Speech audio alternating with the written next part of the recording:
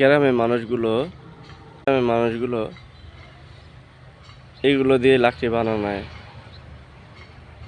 রান্না বাড়া করে। সব জায়গায় কম বেশি এগুলো আছে। দেখুন কত সুন্দর গ্রামটি দেখতে, সবুজ। বৃষ্টি হওয়াতে ঘাসগুলো নতুন করে রূপ পাইছে। আসলেই গ্রামে আসলে ভালোই লাগে, সবুজ আর সবুজ। আঁকা বাঁকা মেতো পথে হাঁটতে কার না ভালো লাগে। আমি একটা জিনিস খুঁজতেছি, দেখি পাই কিনা। পেলে অবশ্যই আপনাদেরকে দেখাবো জিনিসটি। দেখুন কি সুন্দর ঘাস, থানকুনি পাতা, অনেক বড় ঔষধি কাজ।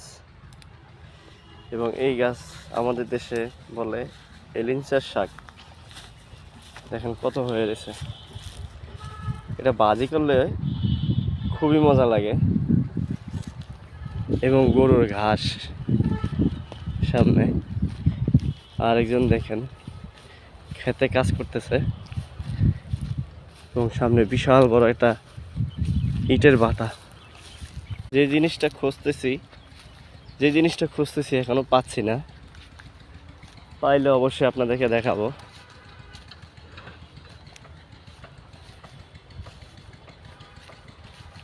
ওইটা আসলে এমন একটা জিনিস সব জায়গায় পাওয়া যায় না। দেখা যাক সামনের দিকে পাই কিনা। দেখুন এই জিনিসটি চিনতে পারেন কিনা। এই জিনিসটা এতক্ষণ খুঁজতেছিলাম, কিন্তু পাইছি। এখনো পাকে নাই, ফলটি এখনো পাকে নাই। পাকলে অবশ্যই খেতাম। দেখি পাকা একটা ফল পেয়ে গেছি না। এখানে গ্রামে আসলে সবাই এই ফলটি খেতে ইচ্ছুক। আর এই আমরা ইউটিউবে দেখছি ফলটি অনেক উপকারী। দেখুন এটি দিয়েই ক্ষেত হয়।